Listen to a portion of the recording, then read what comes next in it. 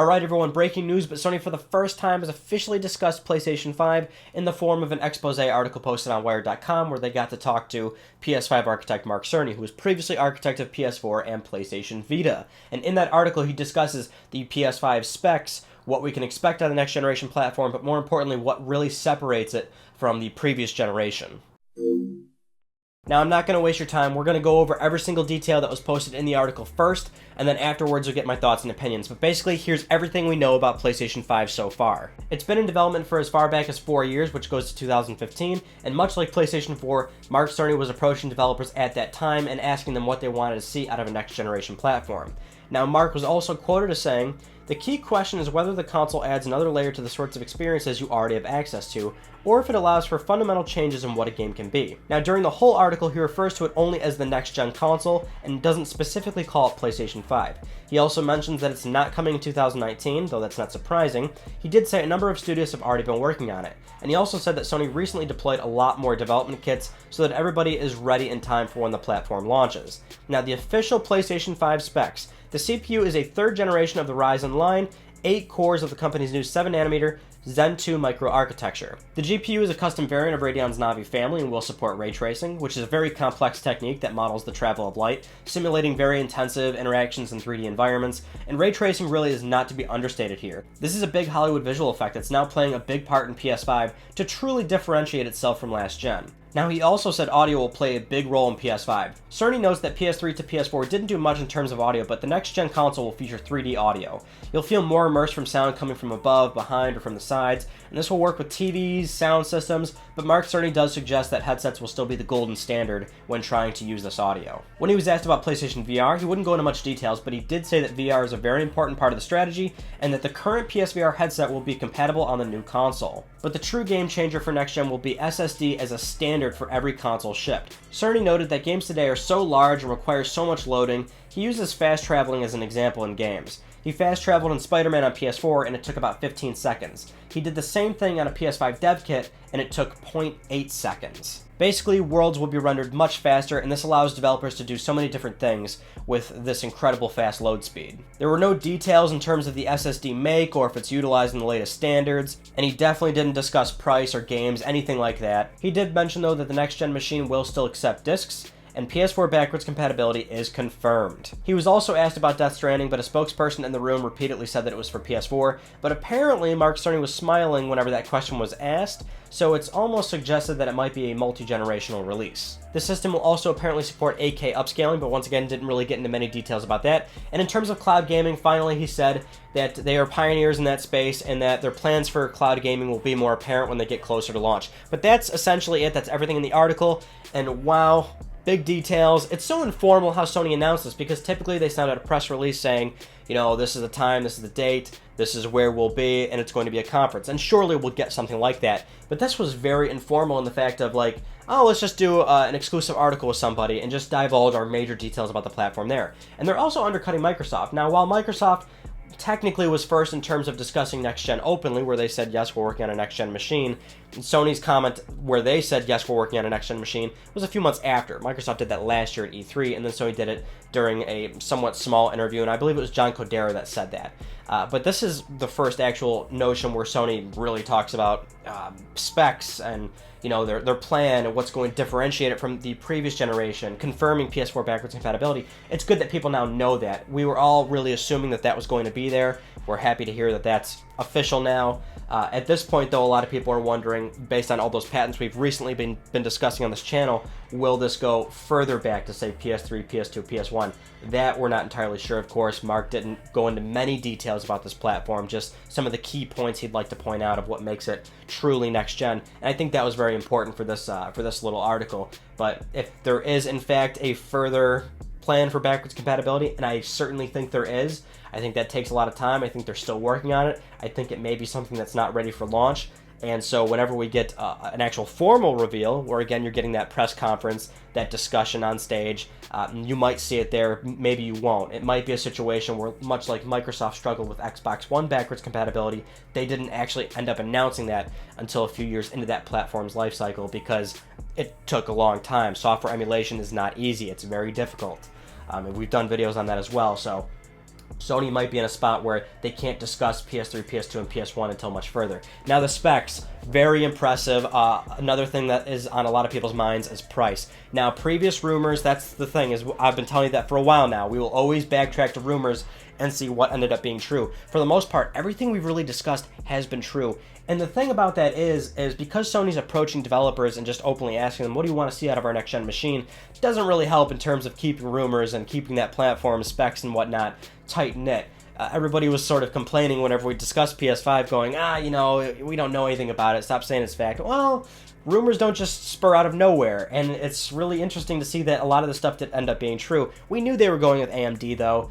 We knew it was going to be x86, more or less, so it's not entirely surprising, but given what we've heard so far, it seems like this box might actually hit the $500 price point, and that was a rumor we heard a while back on Reddit, where this machine might hit $500. Now, that was a bit surprising to me, because I felt that Sony wouldn't go with a $500 price tag again after how successful PS4 was at $400. But at the same time, I guess I do have to look at it in the sense that inflation's a very real thing. Of course, they need to, raise prices at some point. A lot of us are also speculating that game prices might finally bump up from that $59.99 upwards to, say, $69.99, which, is a bold move, but it kind of has to happen. Games have actually stayed fairly cheap in terms of inflation, where if you go back 15, 20 years, games were actually more than $60. So, we've gotten really lucky in that regard. Yes, there's a lot of microtransactions, DLC, and stuff like that. We're not going to get into that, but point being, base games, the prices stayed the same. That's why they do all those avenues to monetize the game further. But the one thing I've always talked about on this channel is that PlayStation 5 and even next generation Xbox, but these consoles need to do something that really, really set themselves apart. There's got to be some sort of, and I always use it for lack of a better word, but a gimmick. With PlayStation 4, it was not as much of a generational leap from PlayStation 3 as, say, from PS2 to PS3. So there's always got to be a little bit something that catches the consumer eye. And with PS4, it was that share button, it was that touchpad, it was the accessibility of streaming, how quick it was with, the multitasking and whatnot. And that was great, but now that we have that, we need something a little bit better. And so the SSD I find really, really impressive, because and the thing is, I was really afraid that this next-gen machine was going to go with a hard disk drive as standard, which would have been abhorrent. I would have been really upset if that were the case. I'm glad they are going with SSD, but it looks like it's some form of new SSD tech. That's why Mark didn't really talk about it. Now, it might be the latest standard, but maybe it's something even a little bit further that, that's not unheard of. That's why console manufacturers go with these custom architectures, and even when they're doing standard x86, they're still going with, custom CPUs and GPUs that, yes, they're familiar, but they're still highly optimized for the platform that they're releasing. And so maybe we're seeing something like that with SSD, where you're getting these incredible performance peaks where games are loading almost instantaneously, and that's really exciting. And I didn't expect that either. I was almost thinking that Sony was going to heavily explore something like blockchain, where they would, have some sort of digital wallet that allows you to buy and sell digital content, and that would really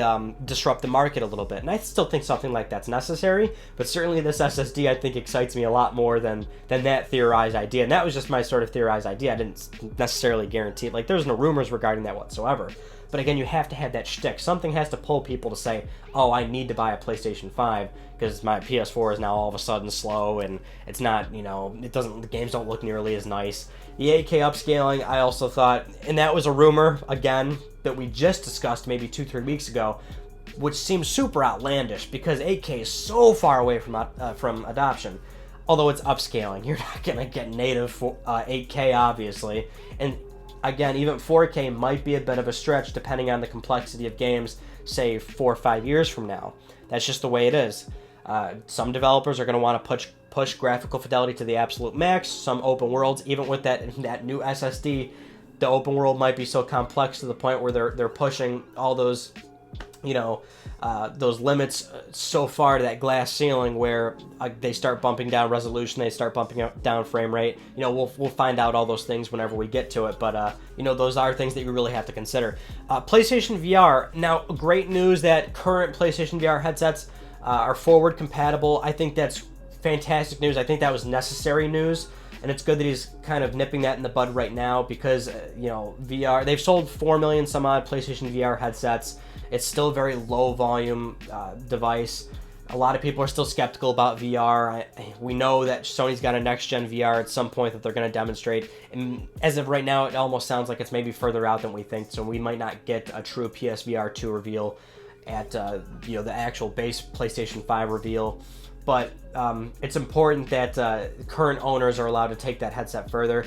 That also alleviates some concerns about people that might want to buy the headset today and think, well, why would I buy it today when another version's coming out on PlayStation 5, which is within the next 2 years or so. Well, at the very least, now you know you can buy that headset now, and it's good to go on next gen. So where does that leave us here now that we've got this article? Well, I think certainly we will now get that formal reveal probably later this year, which lines up well with what we've been discussing for a while now, which is that I felt Sony was going to, in some way, shape, or form, do a small reveal at the midpoint of 2019 around E3. I thought after E3, to be honest.